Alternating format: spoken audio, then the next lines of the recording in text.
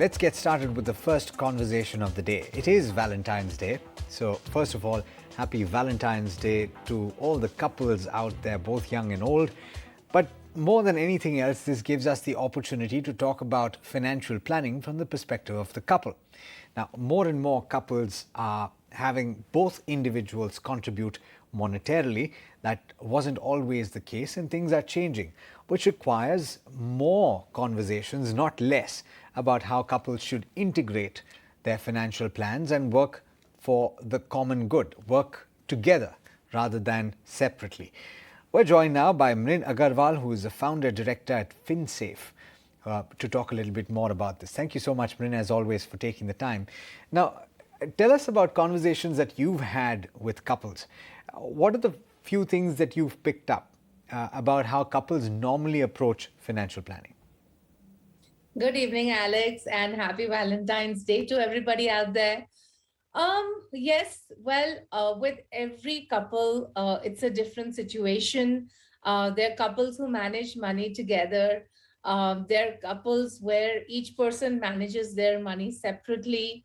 There are cases where one partner is doing the entire thing, and I think that's a majority in India, at least, where the male partner is doing majority of the work related to managing the money. So I mean, you see a variety of different things out there, and I think it's slowly changing. Thankfully, I do see women getting more interested in managing money, but I really think that requires a lot more than just the interest. And it's not a question of capability, Mrin, because the smartest, the most accomplished financial planners that I've spoken to are women, yourself included. Let's talk about who should take the lead, though. If you to talk to a couple and give them advice about their financial planning, where do you start? Who takes the lead in planning their finances? Well, I think the real start would be for both the partners to tell themselves that this is a very important part of our life, because it is an important life skill, and it is an important part of living your life well, right? So first and foremost, both partners need to tell themselves that they need to be equally involved, and at the same time, for the well-being of their partner, they also need to ensure that their partners are well informed. I think when you're getting into a relationship, especially if you're just starting married life, for example, I think it's important to figure out how you're going to manage it. There's no hard and fast rule in these things. I think the important thing is really to be aware. I think some of the things that need to be sorted out are like, are we going to combine our accounts? What are we going to do with the incomes that are coming in? So, of course, you need to have your separate accounts. I'm not saying that you should have a combined account, but from there, can we put some money into a combined account towards expenses and investments? Is what you really need to decide. Who's going to monitor it? Who's going to plan it? How are we going to monitor it? These are things that the partners need to decide between themselves. And in fact, this is advice that a lot of people give. I think it's a very sensible point that you're raising, in that you can have your individual salary accounts if you are earning, but have a joint account for investments, and you can have a fixed percentage every month as soon as the salary hits that you transfer into that investments account. But speaking of the person who takes the lead, how important is it for that person to sit down with their partner and identify what they're investing for, to achieve, because you're ultimately investing to achieve certain goals, right? And it has to therefore be a collaborative process. Yes, absolutely. And, this is where things actually kind of fall off due to various reasons. Maybe one partner is not interested, one partner may not be interested in sharing the information. It could be due to various reasons. But the other thing that's very important is for the partners to discuss what is the sort of risk that they want to take with the investments. Because I have seen this very often, where one partner wants to take all the risk and the other partner doesn't want to take risk at all. And I've often had people telling me this, that my partner is taking a lot of risks. So what do I do about it? How do I stop him from stock trading, for example, right? So I think that's another very important thing to be spoken about, that how are we going to approach the common goals, and where are we going to kind of invest for the common goals. And that is why I think it's also important for them to either engage with a financial planner or start reading themselves and acquire a little bit of knowledge themselves. Fair point. But in terms of, you know, do both people invest separately? Because this is another very common question that people find. The worry is that if problems arise down the road, then either, you have one person who's done all the investments themselves. You also have a lot of cases, Mrin, where one partner in the couple, in that family, if you're talking about two people, makes all the investments and their entire salary gets deployed, and the other doesn't make any investment. So is that also not healthy? So what's the best way to go about it? Yeah, so it's very, very easy. Keep it simple. You and your partner are both earning. The common account is basically for expenses, and you do investments in your name, and the partner does investments in the partner's name. Of course, you decide together and where you do it. Now, again, the situation that you said, I've seen this very often where one partner's salary is being used for expenses and EMIs, and the other partner's salary is being used towards investing. That's not a right thing to do at all. You need to ensure that you have investments being done in your name as well, and that you're equally splitting the expenses. You've said in the points that you've sent me when I asked you certain questions that you should have what is called a money date. Is it as romantic as it sounds, Bryn? Not at all. In fact, I think it'll be something that no one's going to look forward to. But unfortunately, there are some things in life that are not fun, they're not entertaining, but they're very much required in your life. So I guess you do need to take aside that 1 hour. And, honestly, I think it's just 1 hour a quarter. I don't think it's more than that that you need to look at your finances. And I've also met one particular couple. In this case, the woman, she makes all the investments, and what she does, and because she's in the financial sector, Marin, she sends her husband an Excel sheet at the end of every quarter, just giving him an update as to what is put where, just so that they're both on the same page on an ongoing basis. I guess that's their way of doing it. Everybody has a different way of doing it.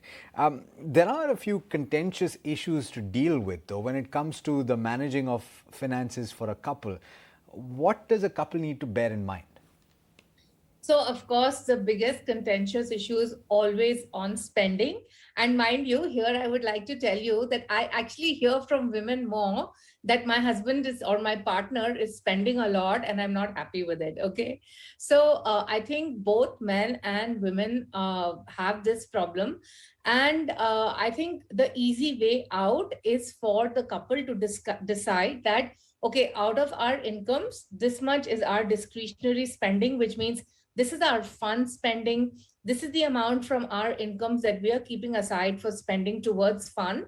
And no questions are going to be asked. You're not going to be judged on where you're spending and how you are basically spending the money. And the key thing to remember is that it is income minus essential expenses minus saving for goals, which is what is then left for spending. So try to follow this, and I'm sure that it'll help in solving this issue of one partner spending. Of course, the other issue that I see a lot is of investment choices. Unfortunately, one is seeing the extreme. So either somebody is wanting to take too much of risk or somebody is not wanting to take risk at all.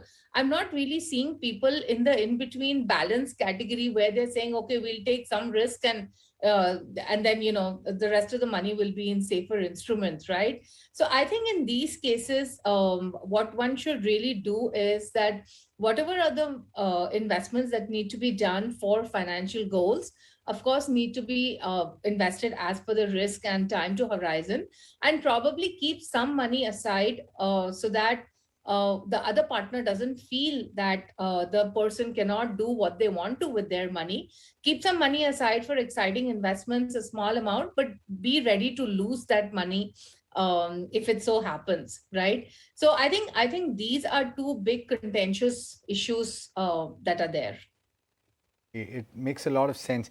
I found what works for me, Mrin, is that my partner and I, we've decided how much we invest every month, and we have fixed expenses. Whatever gets left behind in our own accounts is for us to do with what we will, right? So if I buy a PlayStation or she buys a jewelry, it's there's no judgment. So I think that works. It may be something that works for everybody who's listening in as well. What about common financial goals? How does that work? Because clearly there are each person has their own goals, but there are a lot of common goals that, as I said at the start, you have to work towards together. Yeah. So I think very importantly, as far as emergency cash is concerned, while we say it's 6 months of common expenses, I would still say try to bump up that amount and keep a higher amount in your, invest a higher amount towards emergency cash when you're investing for it. Also, ensure that you take the right amount of life insurance. So many a time insurance is taken in the name of the person who is earning a higher income, but what you must remember is that if either of you pass, then the other partner is going to get impacted because your income is not going to come in. So do not do that, right? Take into account the goals and maybe split it 50-50, and take into account your income and evaluate and estimate what sort of life insurance needs you have. Even on health insurance and also on employer benefits, it's important for you to understand what these benefits are, and understand the impact of not having the health insurance as well.